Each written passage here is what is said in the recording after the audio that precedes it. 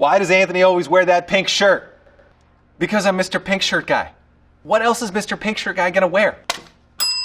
Hi, I'm David, and I'm the editor at Epicurious. I'm Penny. I'm a professional chef at the Institute of Culinary Education. You probably know me as a level 3 chef. Instead of vanilla extract, I'm going to use an actual fresh vanilla bean. I'm Anthony, and I'm a level 2 chef. Oh, that smells good. Lorenzo here, and I'm a level 2 chef. I will eat this for dinner. This is fantastic. And I'm Rose. I'm a food scientist. And here are all the answers To all of your questions. About chocolate chip cookies. Yes! Let's do it. I love this wheel. It's really cool. All right, let's get into these questions. Here we go. Order up. What makes a cookie soft and chewy? Versus crisp. It's an excellent question. There's a lot of different things that affect that. It has to do with time and temperature and ingredients. Ingredient-wise, If you use brown sugar, egg whites both add some moisture. your cookie's gonna be cakier and softer. It's about fat. Fat that you use. The amount of fat that's in the cookie. I actually sometimes add sour cream. Butter is going to generally give you a crispy cookie. If you use solid butter, it's going to be a little bit chewier. The kind of sugar you use affects that. So white sugar is going to make a crunchier cookie. And also the oven temp. And how long you leave it in the oven. And the type of sugar that you use are going to make a big difference. So too hot or too long. They're gonna get very crisp. When I want a really soft cookie, I actually lower the oven temperature to like 275 or 300. The other thing that makes a difference is your baking pan. If it's really hot when you put your batter down, the edges are going to spread and you're going to get a nice crispy edge to your cookie. I'm actually nervous about that. Now I'm nervous about it. Nope. Nope. Why do you want savoriness in a cookie? It's a cookie. Well, I don't. I like my cookies nice and sweet. That's why I eat sweet cookies. Savoriness, I can't even say it. I want my desserts to be sweet, including my cookies. A cookie to me is like simple stuff. Sugar, flour, a little vanilla extract. But if you want savory, I think you could smoke your butter like Penny did. And insert the tip of the smoker. Yeah, so sweet gets really boring. Penny smoked her butter and I thought it looked delicious. I want something that's complex, that's gonna keep me interested. I'm gonna personally take a pass on smoke. If you have vanilla in your cookie, salt's gonna make the vanilla come out. Adding a little salt or savoriness really just makes the cookie more mature, more adult, and quite frankly, I've eaten enough cookies that I'm bored. I want something that's gonna entertain me. Chocolate chip cookies nice to wash down with a glass of bourbon. Penny plus bourbon equals true love.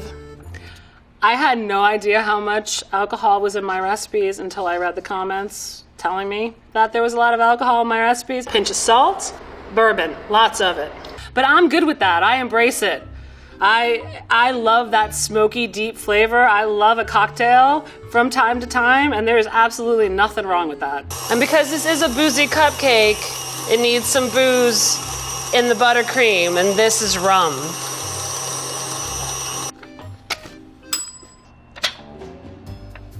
Come on, all I care about is the cookie dough. Why no one taste tests the cookie dough? Cookie dough will kill you if you're not careful, okay? First of all, the eggs in it are raw at this stage. You're taking a risk for certain types of foodborne illnesses. To get sort of granular and a little gross about it, it's about birds flying over wheat fields, pooping in the wheat, that poop getting into your flour, and then you consuming it. You know, I used to as a kid all the time. I got sick because I would really just kind of run off with a spoonful of cookie dough. So we don't really eat raw cookie dough on the regular. Well, look, in my house, when I'm baking, I do taste test the cookie dough, but I don't want to tell you to taste test the cookie dough. It is really pretty tasty though, let's be honest. I've never gotten sick from it. It's a gamble. Well, look, I take it all the time. I'm okay, I think. You need a little bit of bacteria in your stomach. It makes you healthier, stronger. If you sneak a little bite, no one's gonna know. That's between you and the spoon. People eat it all the time and I think they're all okay. So I probably shouldn't say that, but it's the truth. This is harder than it looks at home. Oh, God. Some kinds of cookies say chill the dough, but others don't. Should we chill all types of cookie dough?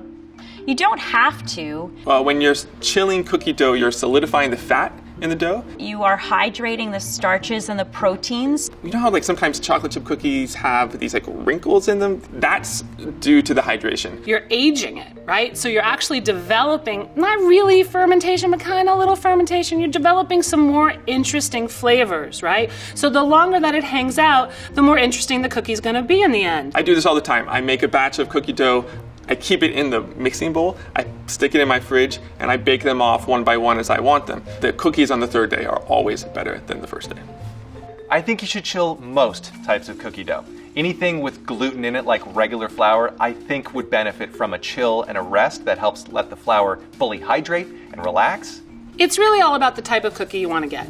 If you have chilled cookie dough, your cookies are less likely to spread. Because when you have a cold dough that's formed and then you put it in the oven, it won't just melt away. Depending on really what you want your outcome to be, you can chill the dough or not. So if you're looking for like a really big, spread, thin, crispy chocolate cookie, maybe you're not gonna chill your dough because you were looking for that. But when you're looking for the dough to hold its shape more, to rise up rather than spread out, chilling is always a great idea. It's best to chill it for at least a little while. Jeez. I love that sound. Is dark brown sugar better than light brown sugar? If so, how? No sugar is better than the other. Don't let anybody tell you that. Yes. What's light brown sugar for? Better? I don't know. I think it depends on what you're trying to do. Dark brown sugar has more molasses. Molasses is an invert sugar. It's going to be liquid at room temperature, and you're going to get a nice chewy cookie, which is what I happen to like. Sugar has naturally molasses in it. Molasses is stripped out, you get white sugar. Then we add the molasses back to give us either light brown sugar or dark brown sugar. There's a bigger difference between just a white sucrose, the table sugar, and the brown sugars than between light sugar and dark brown sugar, I would say. So this is going to give you a real crisp cookie. This is going to give you a soft, chewy cookie. Changing the ratios of the white sugar to the brown sugar, changing the brown sugar from light sugar to dark sugar is really how you can refine your chocolate chip cookie recipe. I prefer dark brown sugar because I like having some of that flavor and texture in there. You're also going to have a sweeter cookie with the darker brown sugar because it's got all that extra molasses in it. I always use a dark brown sugar. I think the flavor is a little deeper. As a matter of fact, I don't really look for light brown sugar. If there was a fire in my house and I had to pick one, I would pick light because it's more versatile. Good. Oh, look at that. What type of chocolate chips are the best for chocolate chip cookies? First of all, I think you're on the right track if you know that you do need chocolate chips in chocolate chip cookies. This is another place where opinion is really the guiding force, right? I think any type that you really like. I'm a bittersweet chocolate kind of guy, not a milk chocolate kind of guy. I would put all three of these in a cookie. Sometimes when I'm at home and I make chocolate chip cookies, I'll use milk chocolate combined with dark or really bitter chocolate. And the contrast, the variation between the bitterness of the dark chocolate and that sweetness of the milk chocolate really make a nice cookie. The answer to this question is no. Chocolate chips are stabilized, so they're created to keep their shape. The chips that are in the bag have other fats in them that keep them firm no matter what. So they might get softer, but they're never really going to melt into the cookie. You want chocolate that's going to melt, that's going to create like little craters. You want chocolate to be bigger in some parts of the cookie and smaller in other parts, and that's what you get by chopping. Chocolate bars you can get in a much wider range of percentages of cacao. They're going to call me a snob, but I swear it's better. Penny will agree with me. What I personally like is using high quality couverture chocolate, and I like it thin because when the cookie bakes you get shards, you just get layers of chocolate in there, and that's what's awesome to me. It's whatever you like. Can you put raisins in no. No. Mm-mm. That's disgusting. Can I spike this? This is gross. I don't put raisins in chocolate chip cookies. The raisin kind of detracts from the beautiful chocolate that you are really going after. I think I've had one good oatmeal raisin cookie. One. I'd rather just not. I don't agree with you. I actually think raisins are a nice textural contrast to it. Not in every chocolate chip cookie I ever make or ever want to eat, but I actually like raisins in cookie. I think they give a little bit of chew and a little bit of like tart sweetness that I like. It is not a sin. Sorry, raisin people. There's no such thing as too much. But how many chocolate chips would you say is the sweet spot? My general rule is use as many cups of chocolate chips as you use cups of flour. I think pushing into the higher end of the amount of chocolate that you put into the cookie, it gives you a chewier cookie, a richer cookie, certainly a chocolatier cookie, and that's what I like in a cookie. I would go by the recipe, and then you get like enough, but not so many that the whole cookie is like chocolate chips. Although I'd be willing to try one of those cookies. If you could see it in the mixture and it's like really chunky, go for it. Don't go crazy and don't make a snowball of chocolate chips. But I would like more than this. I think I put like 6 ounces. 6 to 8 ounces. 12 ounces. 2 handfuls. I have no idea. I think a 50-50 ratio would be good. As someone who has written chocolate chip cookie recipes, I want you to please follow the recipes. Wait, why do we call them cookies if we bake them? Shouldn't it be bakies? I'm not gonna answer that. That's a silly. Yes, it should be. I don't know who to take this up with, but they totally should be bakies. On Epicurious from now, I'm trying to change all the cookie recipes to bakies. Well, then that would make all cakes bakies and all bread bakies, and that has no meaning for me anymore. Well, I believe the word cookie comes from a Dutch word from antiquity, so you can call them bakies, but I'm gonna stick with cookies. Okay. What? Jeez. Here we go. What is the quickest way to make a chocolate chip cookie? I think they're pretty quick to begin with when we're talking about cookies. Quickest way? This person is in a hurry to get these chocolate chip cookies done now. If you want to do some shortcuts, make the dough the day before. You can even freeze the dough uncooked, and then you can scoop it out as you want to bake them off. Undercook them. I don't know. It's really about making the individual cookies. That's the most time-consuming part of the cookie making process. You could theoretically mix everything together all at once really fast and then throw that in the oven to make like one giant cookie. If you check out the Cook 90 book, the recipe is in there, and it's a big skillet cookie. I have heard about microwave recipes. I've never used a microwave recipe. I'm not a monster.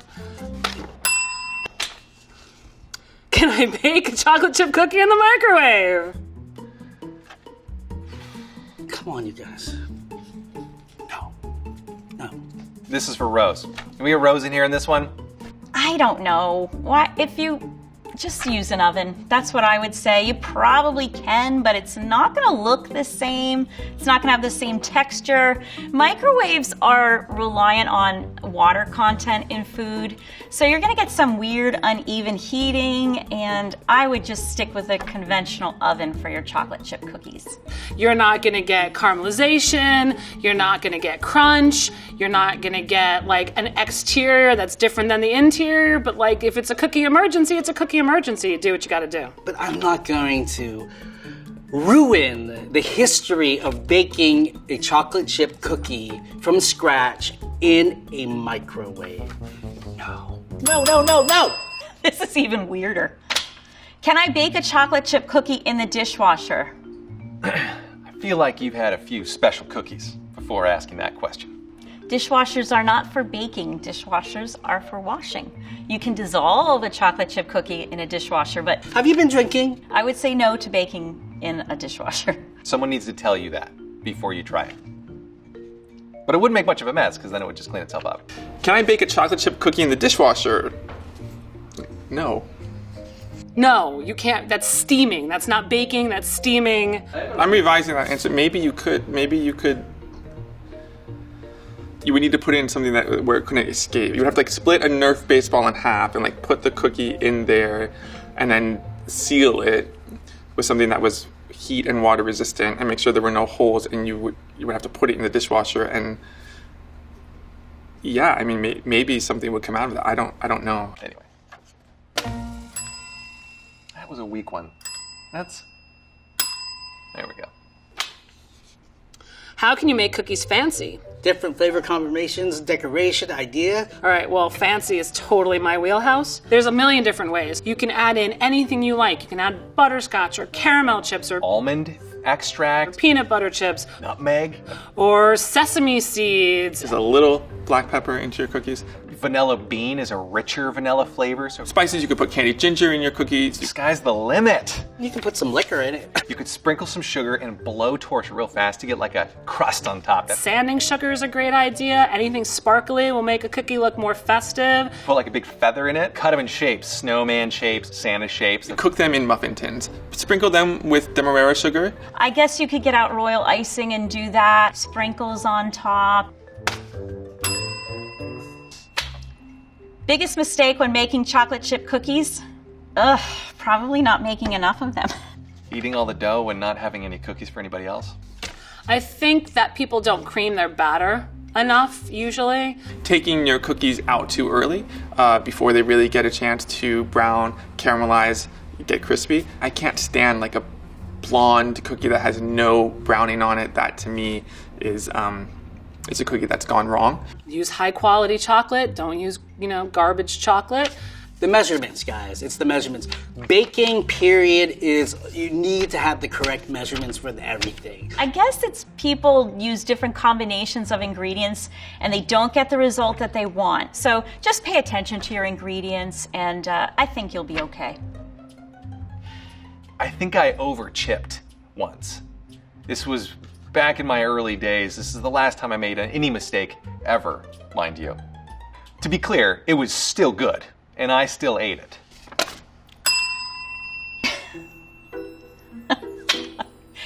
I'm a level 120 warlock. What kind of cookie do you think I would be able to make? Oh, that's so fun to do. If I could make a magical cookie, what would its superpowers be? I would be able to gaze into it and see my future. There's a lot of cookies in my future, yeah. The cookies would bake themselves and end up on a plate. You could make a cookie that is so good that you could sell it and make like billions of dollars. I would have my cookie defy the laws of thermodynamics. I want it hot all the time, not just when it comes out of the oven. Any time of the day or night after it's been baked, hot cookie. I don't think I want to eat a cookie that you made, Mr. Warlock. Okay, can I spike this? Okay, good. What was the last one? That was good. Is that okay? Yay. Some recipes get really intricate, and if you have time and space and want to do that, do it. But if you really just want a fast and tasty chocolate chip cookie, it's an easy recipe to make. I really think you should just make cookies as often as possible. It just brings that feeling of home and family. And who wouldn't want a chocolate chip cookie at the end of a hard day? Don't try to do too much. Just do the recipe. Don't do any more or less. If it's a good recipe, it's going to guide you to greatness. It's not going to be like level 120 warlock greatness, but it'll be a good cookie. It's a little bit of childhood in every bite. It takes you back to the good old days. I was a little pink shirt boy.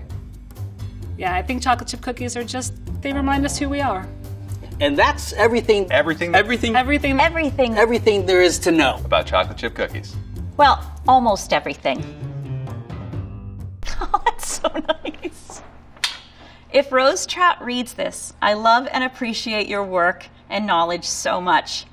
Thank you, Mom.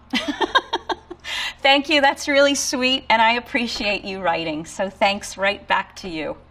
I think I'm going to hold on to this. It's a nice little souvenir. Thanks so much.